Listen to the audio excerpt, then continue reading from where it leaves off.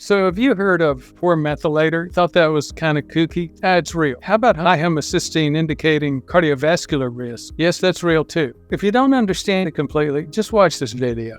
Ty Hansen, poor includes over and under methylation. Like I said, I've had mine tested and I'm a poor methylator. There are 3 SNPs. Most people will think of a SNP. If you don't recognize it, you might think of it as a mutation. It's a genetic variation which causes usually something not as good. So less than half of us are optimal methylators. The rest of us usually have 1 or 2 or 3 of those SNPs that I talked about, and I have all 3. I'm a poor methylator, which means that my body doesn't methylate very well. So what do? I take a methylated B complex, like Thorn Methylguard Plus or one of those. I also take trimethylglycine. So Sam takes it with niacin. Or do you have to take it with niacin? I'm not sure. I think he's asking if TMG needs to be taken with niacin. I believe it was Chris Kresser, one of the other guys on the internet. This was one of the guys that has I think a PhD or something, SCD in this. And he was saying yes. And his point was niacin is one of those things that taxes the methylation group.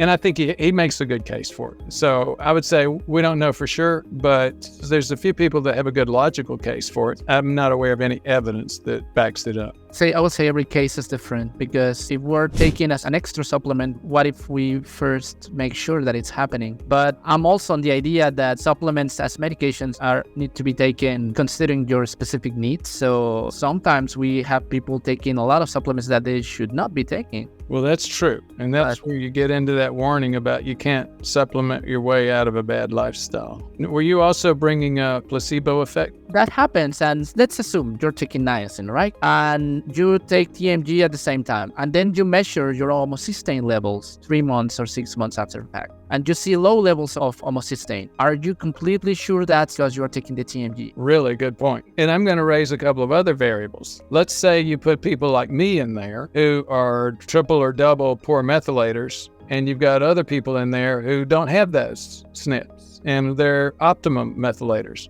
How do you control for that? You have to know about it. You have to control for it. You have to do the genetic testing up front and control for that. And then, as you're pointing out, then there's questions about, okay, there's also external stuff in terms of your oxidative process. You know, somebody is already a significant diabetic and they're not under good control. They've got very significant oxidative processes going on, whereas somebody else in that same study may not have any of that. So there's just a lot of stuff to control for. In ball, everyone should have a genetic test for methylation polymorphisms. What are your thoughts, Jesus? I would say everybody, but sometimes one lifetime test on this one might help. That's why we measure homocysteine. That's an indirect indicator. Yeah, I do a slightly different thing. It's expensive. The last time I looked at it, it was, several $100s. And the reality is, when you think on a practical basis, what's the outcome and how do you manage it? The management is pretty simple. You know, like we said, supplementation and trimethylglycine betaine, or betaine, as